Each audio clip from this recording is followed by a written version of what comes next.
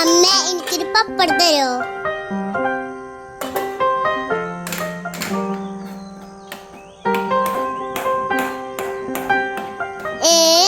അപ്പേ ആലോചിച്ചിരിക്കല്ലേ?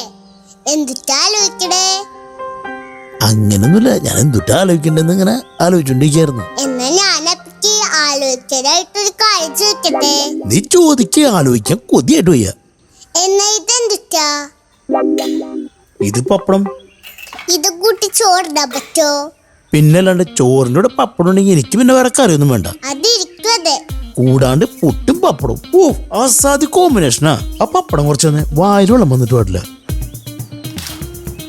എന്താ ഇഷ്ടല്ലേ? നല്ല കീഴാണല്ലോ. അടിപൊളി. കൂടാണ്ട് പപ്പടം, പഴം, പായസം കൂട്ടി ഒരു കഴിക്കലുണ്ട് മോളെ. എന്താ ടേസ്റ്റ് എന്നറിയോ? പറയുമ്പോ തന്നെ വീണ്ടും വായിൽ വെള്ളം തന്നെ. ആ പപ്പടം കുറച്ചുകൂടി തന്നെ.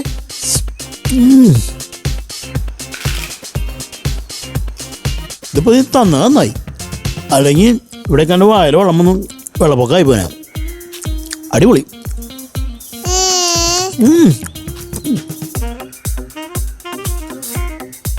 ആ പപ്പടം മൊത്തത്തിൽ ഇതല്ലേ കള്ളൻ? എന്നാ ഒരു ചോദ്യം ചോദിക്കട്ടെ? ചോയ്ക്ക്. അപ്പിപ്പ തിന്നില്ലേ പപ്പടം? അതിന്റെ ഇംഗ്ലീഷ് എന്തുട്ടാ? എന്തുട്ടാ ആലോചിക്കണേ? ഇത്ര വലിയ ബുദ്ധിമാനായിട്ട് അതിന്റെ ഇംഗ്ലീഷ് അറിയില്ലേ? Good question.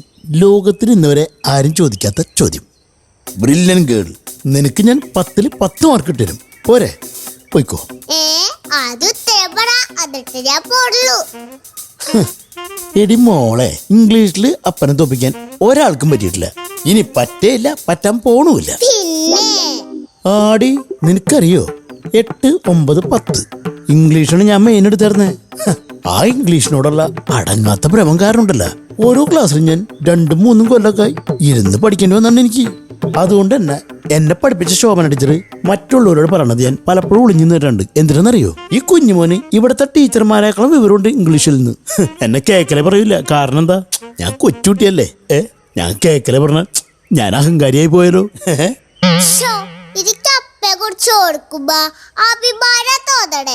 നിനക്ക് വേറെ കാര്യം അറിയോ? അന്നാളൊക്കെ നമ്മുടെ അപ്പാപ്പനും അമ്മയും ഈ അപ്പനെ കുറിച്ച് അഭിമാനിക്കാത്ത ഒറ്റ ദിവസം പോലും ഉണ്ടായിട്ടില്ല. എന്നും അഭിമാനിക്കലോട് അഭിമാനിക്കല്. അവസാനം അവർക്ക് പ്രാന്തായെന്ന് എനിക്ക് തോന്നുന്നത്. കാരണം എന്തിട്ടത് എന്നും അഭിമാനിക്കലല്ലേ. ഞാനാണ് ബ്രില്യൻ ബോയ്. സ്കൂളില് നാട്ടിലെ ബ്രില്യൻ ബോയ് ഞാൻ. എല്ലായിടത്തും ഞാൻ ബ്രില്യൻ ബ്രില്യൻ ബ്രില്യൻ കേട്ടവർക്ക് മതിയായി. അവസാനം അപ്പാപ്പനും അമ്മ എന്നോട് പറഞ്ഞേ, മോനെ നീ ബ്രില്യൻ ലെവൽ ഒന്ന് കുറക്കി, ഞങ്ങക്ക് നാട്ടിലൊന്ന് ഇറങ്ങി നടക്കണം. കാരണം എന്നും കാണുമ്പോ ആൾക്കാരോട് ചോദിക്കാണ്, ഓ കുഞ്ഞുമോൻ ബ്രില്യൻ പോയി, കുഞ്ഞുമോൻ ബ്രില്യൻ പോയി. ഞാൻ ഭയങ്കര ബ്രില്യന്റ് ആയിരുന്നു. എന്ത് ചെയ്യാൻ പറ്റും? എന്റെ ഒരു തലച്ചോറിന്റെ ഘടന. വെറും പുലിയല്ല, ഉപ്പുലിയായിരുന്നാണ് അന്നത്തെ ടീച്ചർമാര് പറഞ്ഞു കേട്ടേക്കണേ. നീ അത് മറന്നില്ലേ? മഞ്ഞ പപ്പടം പെട്ട്. പറയാ. യെല്ലോ ക്രിസ്പിഡോ ചൗ ചൗ. യെല്ലോ ക്രിസ്പിഡോ ചൗ ചൗ. അടിപൊളി പേരപ്പേ. അത് തന്നെ മോള് പോയിക്കോട്ടാ. അമ്മേ എനിക്കൊരു യെല്ലോ ക്രിസ്പിഡോ ചവച്ചോ എടുത്തേ. എന്തുട്ടി യെല്ലോ ക്രിസ്പിഡോ? എന്തുട്ട് നീ പറയണേ? അമ്മക്കറിയില്ലേ പപ്പടം? അതിന്റെ ഇംഗ്ലീഷാണ്. പപ്പടത്തിന്റെ ഇംഗ്ലീഷാ? ഇതാരാ നിന്നോട് പൊട്ടത്തരൊക്കെ പറയണേ? അപ്പ പറഞ്ഞതാ. നന്നായിട്ടുണ്ട് മോളെ, നീ ഇതാരോടും പറയാൻ നിക്കണ്ടാട്ടാ. അപ്പേ ഇവിടെ ഇരിക്കി മഴക്കിരുന്നേ. സ്വരല്ല അക്ഷരങ്ങളും വെണ്ടക്ക അക്ഷരങ്ങളും എഴുതിക്കഴിഞ്ഞു. വെണ്ടക്കാക്ഷരോ? നോട്ടെ.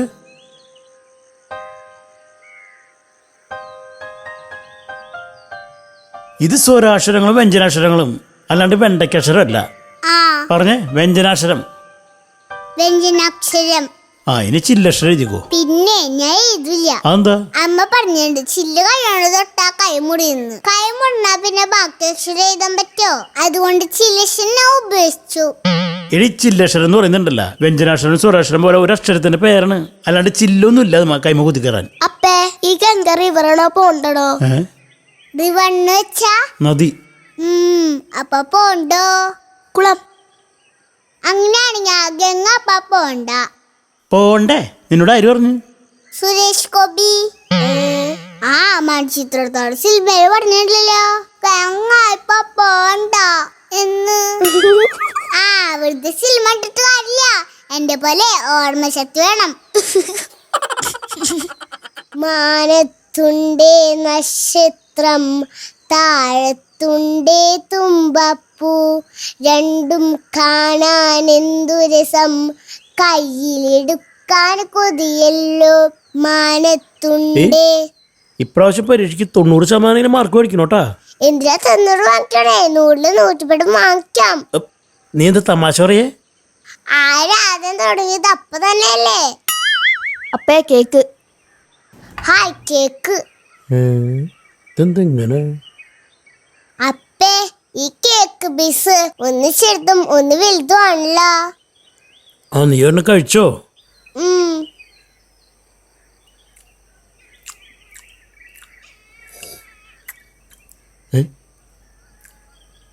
വലിയ പീസ് എടുത്താ?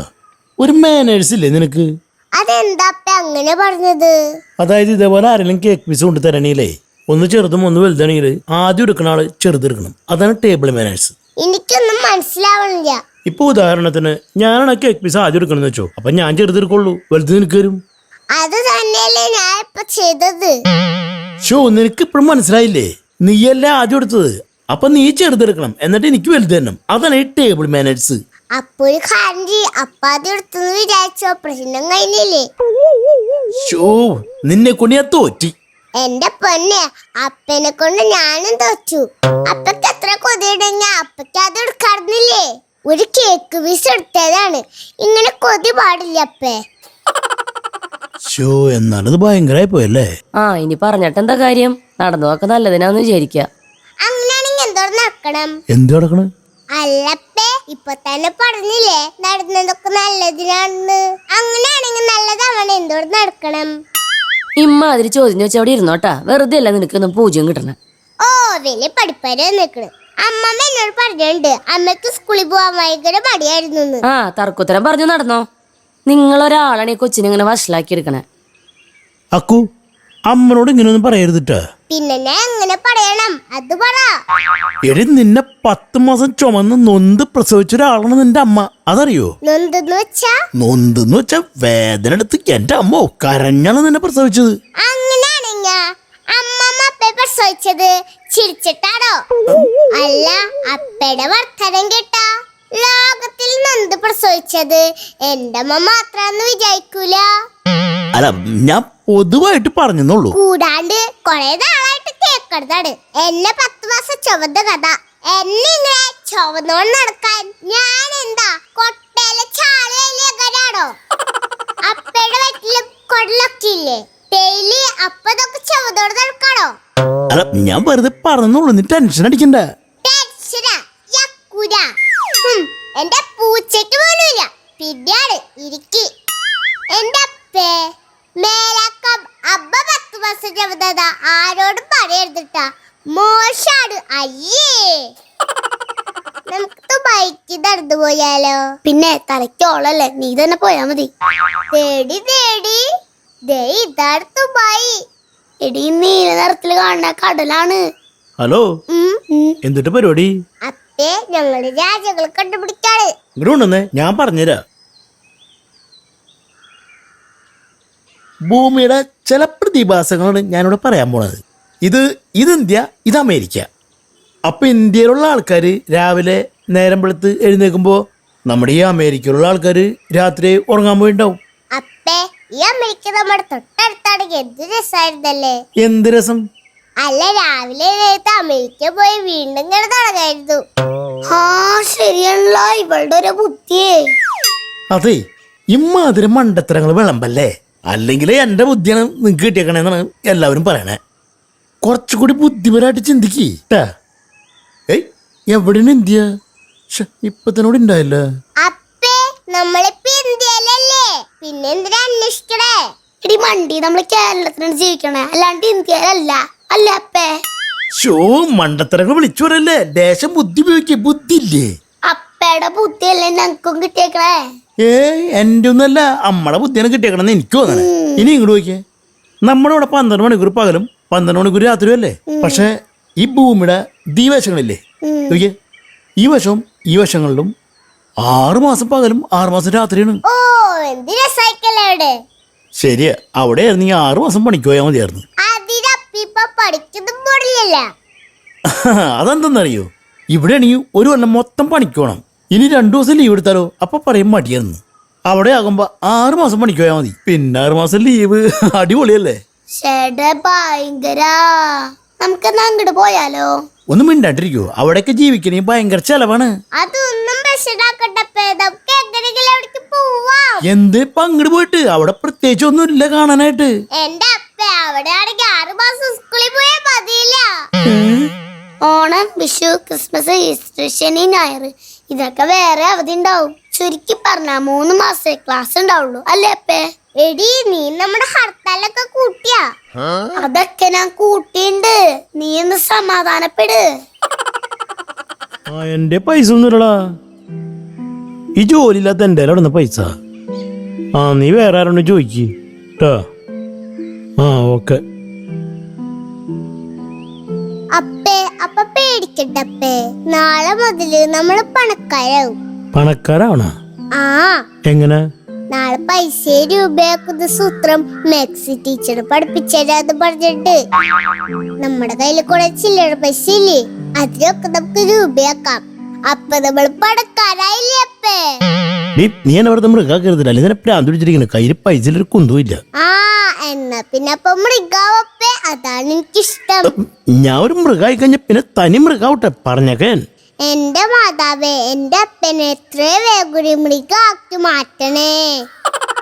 അതെന്തറി നിനക്ക് എന്നൊരു മൃഗാക്കി മാറ്റാനായിട്ട് ഇത്ര ഇൻട്രസ്റ്റ്? അല്ലപ്പേ, മൃഗങ്ങളാരും അവരുടെ കുട്ടികളെ സ്കൂളിൽ വിട്ട് പഠിപ്പിക്കാറില്ല. മനുഷ്യന്മാർക്കല്ലേ കണ്ണിച്ചോരില്ലാത്തത്. രാവിലെ ഒന്ന് കിടന്നുറങ്ങാൻ പറ്റോ? അപ്പോഴേക്കും വിളിക്കും സ്കൂളിൽ പോവാൻ. അങ്ങനെ നോക്കുമ്പോ മൃഗങ്ങൾ എനിക്കിഷ്ടം. അപ്പേ, അപ്പൊ ഒന്ന് മൃഗാവപ്പേ പ്ലീസ്. ഇപ്പൊ അപ്പയുടെ മുഖം കേട്ടാ ഒരു മൃഗത്തിന്റെ പൊളിക്കുണ്ടിട്ടാ.